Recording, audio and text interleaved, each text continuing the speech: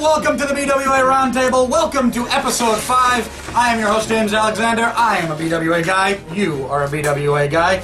Today we're going to be discussing the BWA World Heavyweight Championship. And for those who don't know, the World Heavyweight title was the focal point of BWA for at least the first 5 years.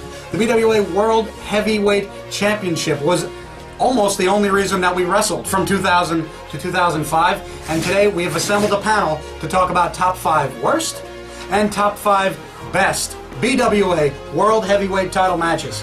And if you hadn't seen the documentary, it is now a critically acclaimed documentary. Get on that documentary.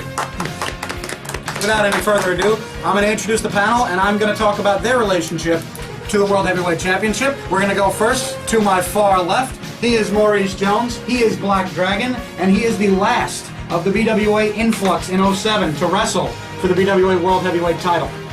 That is true.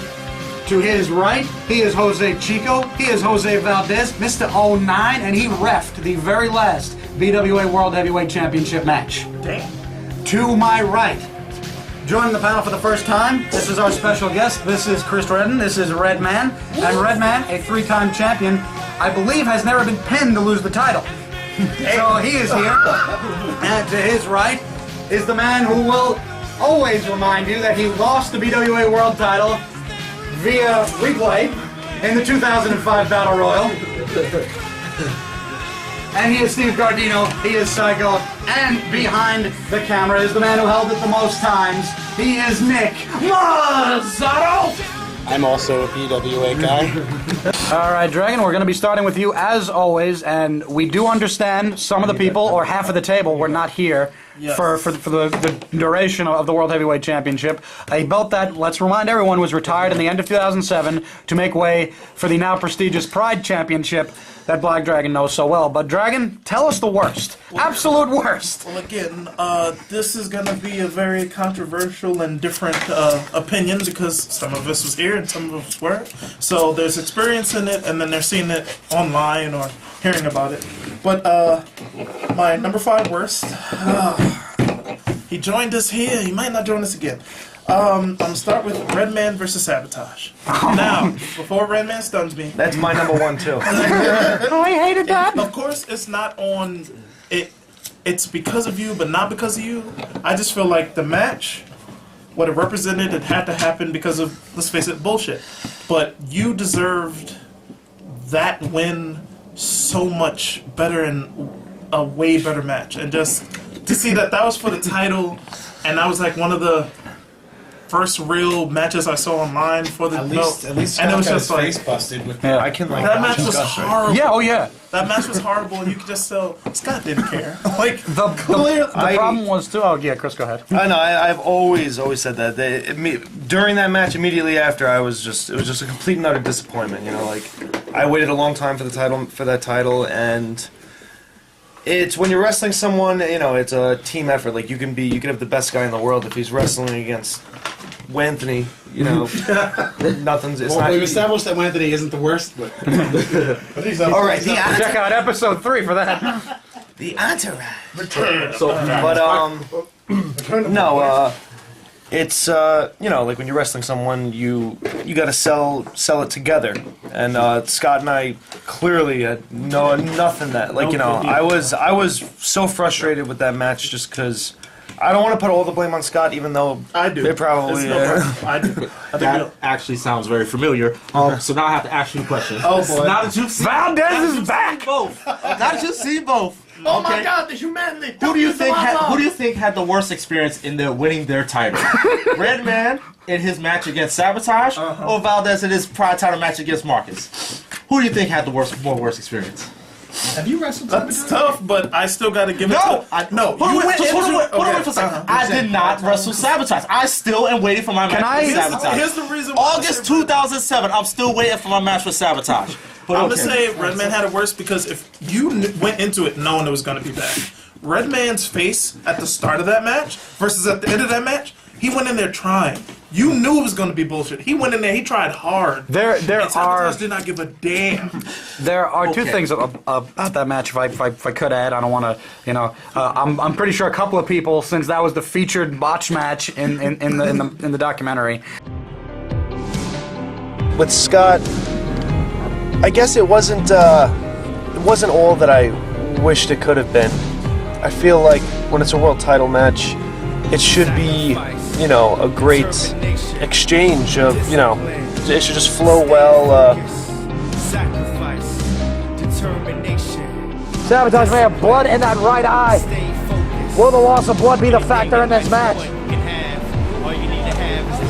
I don't know, I felt that maybe Scott and I it wasn't as good of a match as I'd hoped. It is what it is, and I guess we made the most of it. Reversal! Stunner! Out of nowhere! Oh my god! He's going to the top! Read that now. Body splash! What's that? 1, 2, 3! Got a new champion! Redman! Did he win this place? His dream has come true here today! I don't believe it! That was a very crazy day. Oh, good. Steve's here too for this one. Joe was in charge of getting Scott there on time, and James was in charge of getting Chris there, because that match had to happen. Right. That match was supposed to be huge, and unfortunately, like world title matches and pride title matches have to come out in this like epic light, and that day it just didn't. But Paul, on commentary during the double elimination match, is like, everybody in Rockaway except Chris and Scott are here. And fucking Joe hears that. And Steve, this is where you come in, Steve. Steve, this is Joe's portion wrestling you. And Joe just starts going wild, getting pissed off because he thought Scott was supposed to be there. And he starts shooting on you like, fucking Death Valley Driver, motherfucker. And you're just like, I hear you go, Joe, calm down. Joe, calm down. And for the 5 or 6 minutes you have to wrestle him for your portion of the match, he's just going wild, and you're just having to take all his angered, sick moves, and it was such a... Yes, we can! Havoc now rolling it over! Look at this! He got him hooked! Triple cross face! He's got him! He's got him! He's got him hooked!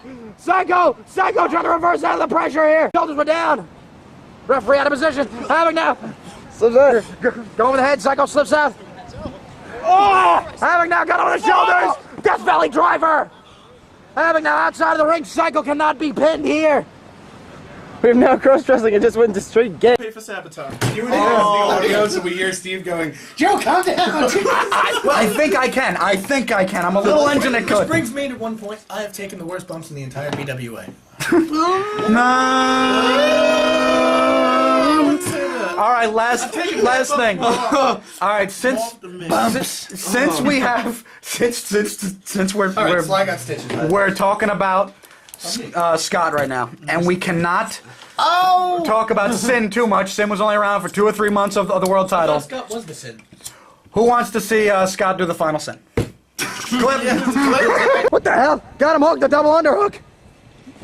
Angel's wings. Okay, sorry. No. Dragon, I like would really like to see Scott do the blender.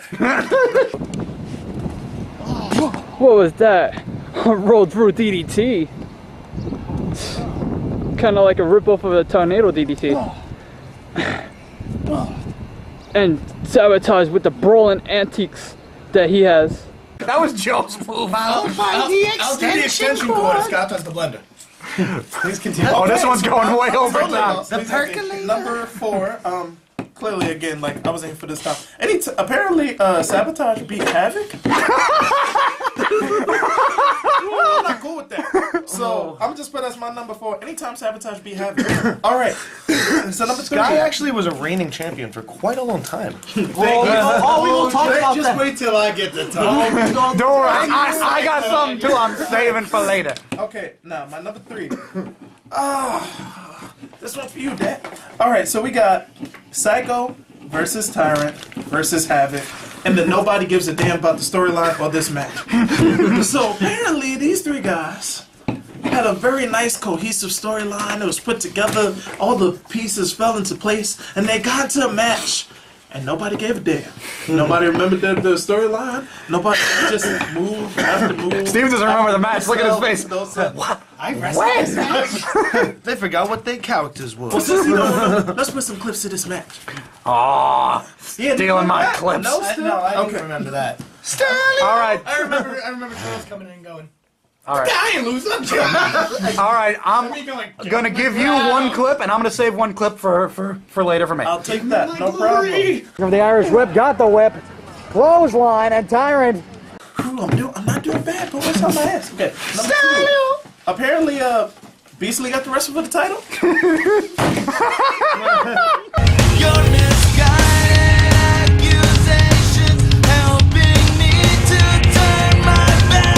I know that I don't ever wanna be the one to make you eat my head. I don't ever wanna be the one to make you eat my head. I don't ever wanna be the one to make you eat my head. I don't ever wanna be, never wanna be, never wanna be. What the hell is Patrick doing here? Don't know where we lost control. There was a time when we had no wrestlers. I could tell because apparently Beastly wrestled for the title. You know, just said that Scott was actually, the reigning champion. there's actually a very good reason for that. Okay. James, if you remember, we back then, like he was saying, we had a very small roster back then. We actually did that to try to motivate Bailey to continue to wrestle. That's why, it's guys like people that we pretty much dragged in, just because we needed bodies there. We would be like, hey, we'll give you the title. That's true too, and the thing was too, his schedule was as such because he moved to Tennessee in 2004 when we first got in the camera pretty much, and he if he would come back to visit for a couple of weeks, he would always come back at the perfect time to be that surprise opponent Right. for whomever Attitude Champion or World Champion was. He didn't get involved in a lot of tag matches. I think that would have been his strong suit, and he just wasn't in them. I know. Poor Joe. All right. And number 1. Job, cool. I'm sure this ain't the last time we're gonna hear this. But yeah, Sabotage. There was a match between Sabotage and Entourage, and Entourage won the title. And it took him 10 minutes of the documentary to explain that. Awesome, technically sound match. You knew Sabotage knew he fucked up when he looked at the camera afterwards. Like, You see the look of guilt and happiness on his face. He's like proud and guilty. he looks Could like you a cat imagine- that just stole something from the kitchen counter. Like, I'm gonna get my ass beat, but Could you imagine? good. Could you imagine the creature that would be formed if Sabotage and Entourage were combined? And their name would still be Sabotage. The worst thing ever. Oh God. I can barely walk. Why do I have to deal with that? Ice cream and sprinkles! Now it's, are you alright? Because I'm not alright. Because I'm a bitch. I can handle we don't have bitch claims, but mine is overreacting. Which one of you white boys put your bitch claim to me? I'm a strip for you, cowboy.